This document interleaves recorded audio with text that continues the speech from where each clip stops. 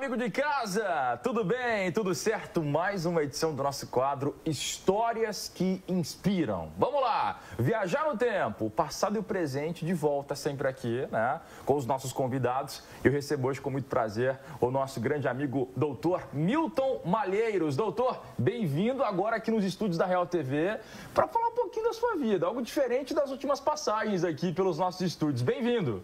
Eu que agradeço, é uma honra. Tenho visto alguns quadros de vocês, só tem pessoas incríveis que passaram por aqui, então eu poder dividir esse espaço aqui é uma grande honra. Obrigado pelo convite. Doutor, eu sempre gosto de falar com o pessoal que vem aqui e a gente, claro, convida os pioneiros, pessoas que têm uma história, uma ligação, um elo com a cidade de Sinop. Tive a oportunidade de conversar contigo há um tempo atrás em um podcast e lá eu conheci um pouco da sua história, falando da sua passagem aqui por Sinop, depois, batendo asa, voando para fora do Mato Grosso, mas por um propósito muito legal que eu gostaria que você contasse para o amigo de casa que não sabe um pouco dessa história. Alçou voos relacionado ao estudo que transformou a sua vida, posso dizer assim? Sim. O estudo transformou a sua vida? Com certeza, nós viemos do Paraná, né, fugindo literalmente da pobreza lá, uma época de dificuldade, né, a geada, aquela geada negra de 1975, terminou de acabar com os cafezais, antes era o nematóide. Aí nós viemos para cá para buscar melhores condições. E eu não tinha a mínima qualificação, né, nasci na roça, vivi minha infância na roça. E aí eu fui trabalhar no açougue aqui, eu era açougueiro, aquela dificuldade. Depois fui trabalhar com o Dom Henrique na parte da igreja, tinha uma gráfica lá e fui... Poxa, eu acho que... Isso, eu fico imaginando... Claro, a gente tem um respeito muito grande, né? Pelo Dom Henrique. Como que foi isso? Eu não sabia dessa parte, eu lembro da história do açougue. Mas como que foi isso? É incrível, eu trabalhava no Grêmio da escola e através do Grêmio da escola e do grupo de jovens Jucris, Jovens Unidos em Cristo, da Paróquia Santo Antônio. Inclusive hoje vou na igreja que nós vamos servir no acampamento da Santo Antônio. Sério? Que legal, é no próximo dia 11 o acampamento? Começa no dia 10, né? Isso, é na próxima quinta. Próxima quinta, e a gente está fazendo a formação agora, né? Que legal. E aí através do grupo de jovens e do grupo da escola, Nilza na época, nós arrumamos essa colocação trabalhando na diocese. E nós tínhamos o privilégio, quando o Dom Henrique não estava viajando, que ele viajava muito, né, era um pioneiro nessa região de abrir as novas igrejas aí, ele fazia um terço com a gente, a homilia dele era fantástica. Não só a homilia que ele fazia, mas os conselhos, a parte espiritual que ele fazia. Né? Poxa, foi uma das coisas importantes. O pessoal fala, Tim, você tem uma família assim mais humilde, essa dificuldade lá no açougue, cara, como que você conseguiu alçar alguns voos aí?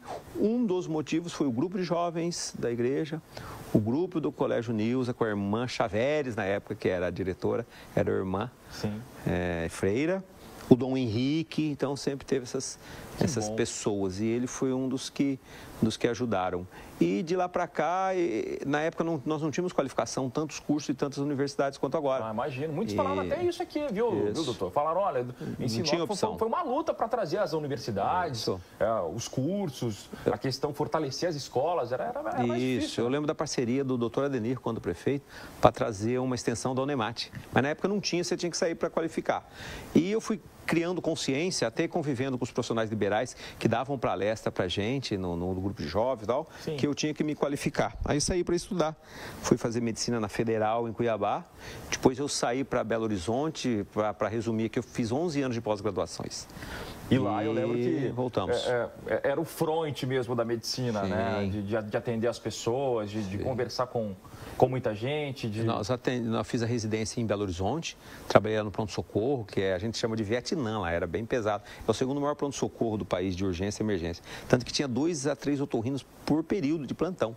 Um movimento muito grande lá, o segundo maior pronto-socorro do país. Depois fui para São Paulo, na USP, fiz mestrado, fiz os créditos de doutorado. Depois fiz plástica facial numa fundação lá no Instituto, que tem ligação também com a USP. E nesse todo aí deu 11 anos.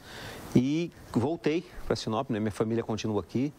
E tudo que eu tenho, que nós conseguimos, a mudança de vida, daquela vida sofrida da roça lá do Paraná, a gente mudou de vida aqui em Sinop. E eu tenho oportunidade, se eu quiser trabalhar fora. Por meio da educação, transformou a vida da família, né, doutor?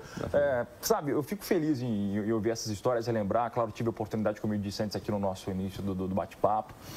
Mas, e até, doutor, olha que legal, porque as pessoas que já passaram por aqui nesse quadro, e quando a gente começa a conversar conversar, igual antes aqui nos bastidores, antes da nossa gravação, o pessoal cita alguns nomes, os pioneiros.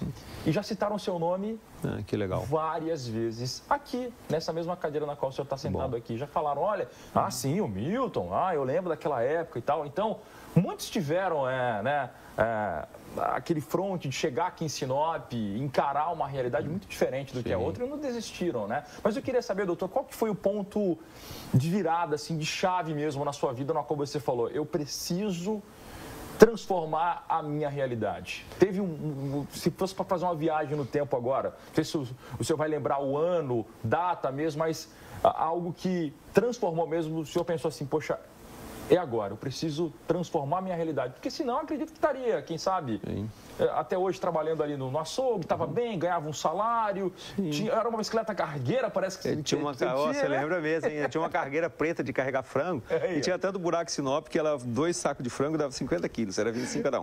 E eu era pequenininha, ela batia nos buracos, ela virava e rabeteava. E era preta, por isso que eu tinha uns carros pretos aí, agora já mudamos de cor de carro. Qual que foi o ponto de virada? Teve uma vez, ainda no açougue, isso me marcou muito. Nós buscamos, do ponto de vista neurocientífico, o nosso cérebro busca fugir da dor e buscar o prazer. E isso é o que nos move muito do ponto de vista neurocientífico. E eu tive um sofrimento, assim, uma humilhação muito grande. Nós tínhamos um cliente lá que ele era importante, comprava bastante do açougue. Nessa época eu estava no balcão, eu era cortador de carne e vendedor do balcão. Sim. E eu tive um problema com ele e fui muito humilhado. Ele falou, seu açougueirinho de bosta, vou te, tipo assim, ele quis me jogar para baixo. Quis me jogar para baixo, me humilhou, falou coisas doloridas, só não me mandaram embora, não perdi o emprego porque eu era um bom funcionário, um bom colaborador. Sim. E eu fui muito humilhado. Eu falei, cara, não posso continuar desse jeito, eu tenho que evoluir.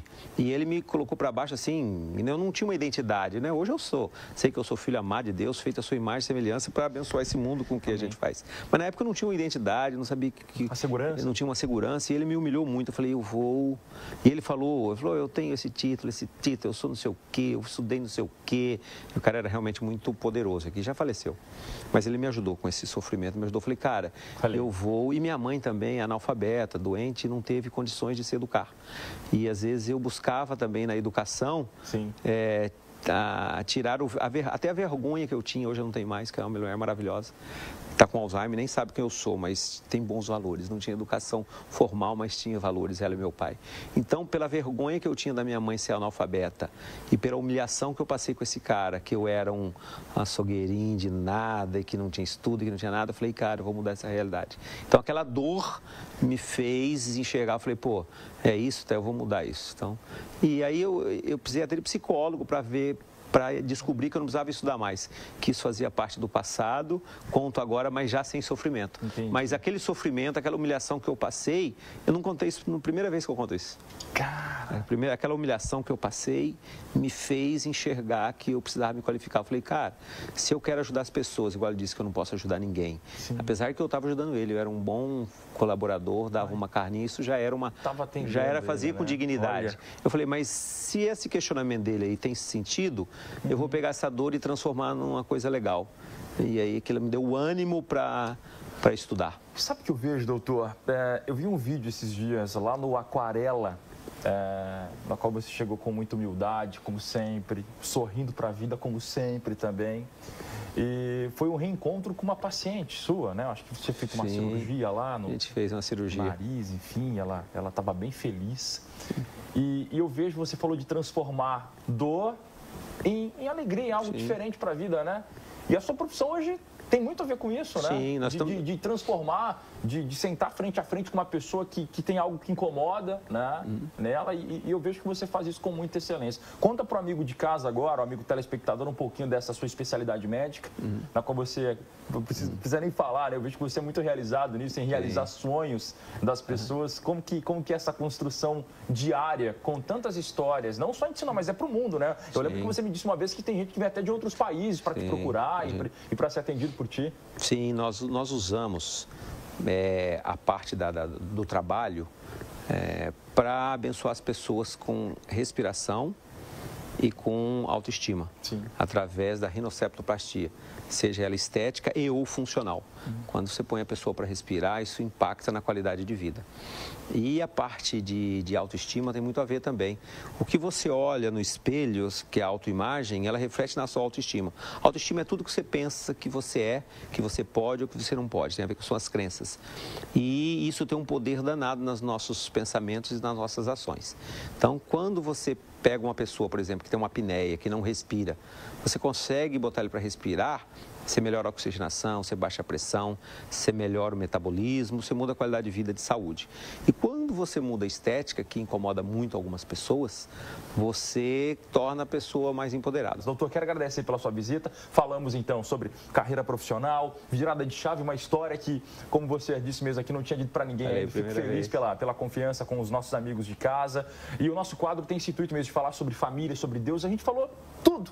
Muita coisa. São bons assuntos aqui no nosso quadro que faz jus ao nome, Histórias que Inspiram. Eu tenho certeza que com a nossa conversa aqui vai inspirar muita gente fiel que sempre assiste aqui o nosso programa. Muito obrigado pela visita, viu? Eu que agradeço. Você é como a IA. Eu estava conversando com uma colaboradora sobre a IA. Eu falei, olha, ela é só uma ferramenta. Como uma faca, ela pode cortar ou fazer churrasco. Você é um cara que é uma ferramenta que Papai do Céu colocou nesse mundo e você fez perguntas interessantes e espiritualizado como tu é, preparado como tu é, foi legal por causa de ti. Parabéns. Muito obrigado, doutor. Fico feliz. Seguimos nessa missão de conversar com você, amigo de casa. Continue aqui, o programa continua.